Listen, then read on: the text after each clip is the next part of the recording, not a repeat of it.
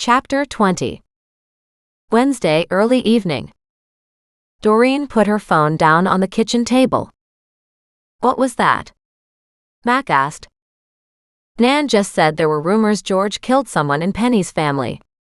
We know both her father and brother are dead, her brother from his father's abuse, leaving her father who maybe George killed.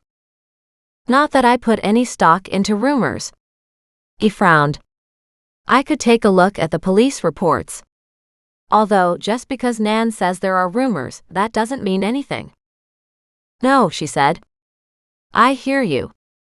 At the same time, it could be something important.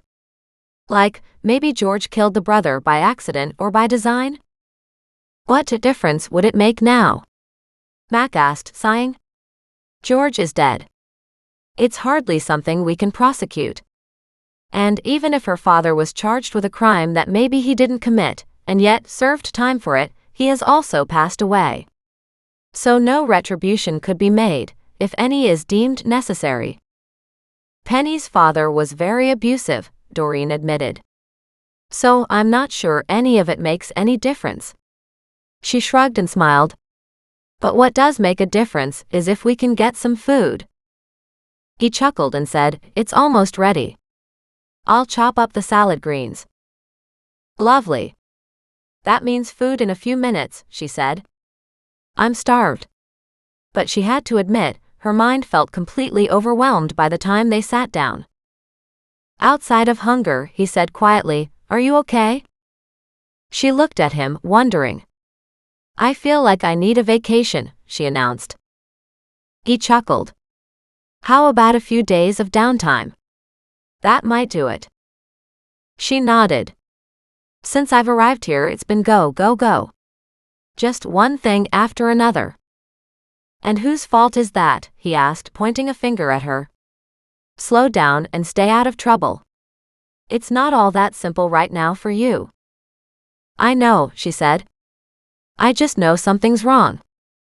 "Something's wrong where?" he asked in exasperation. She sighed. "With Penny. That's just more pressure on me." "What are you talking about?"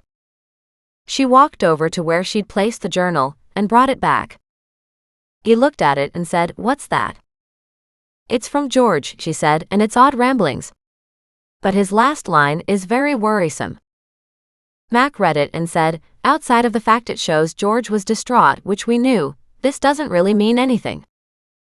"It might not mean anything, but what I was wondering, and I guess it's an option now, was what if he did kill somebody? And maybe Penny didn't have anything to do with George's death. Maybe he committed suicide."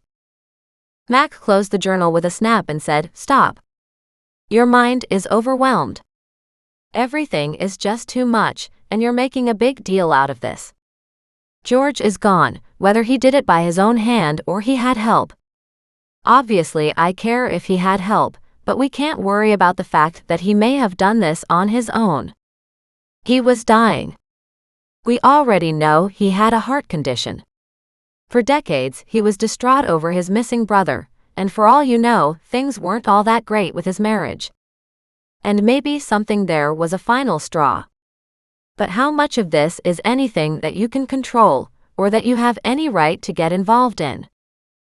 She knew he was right, but it was still hard to let go of it.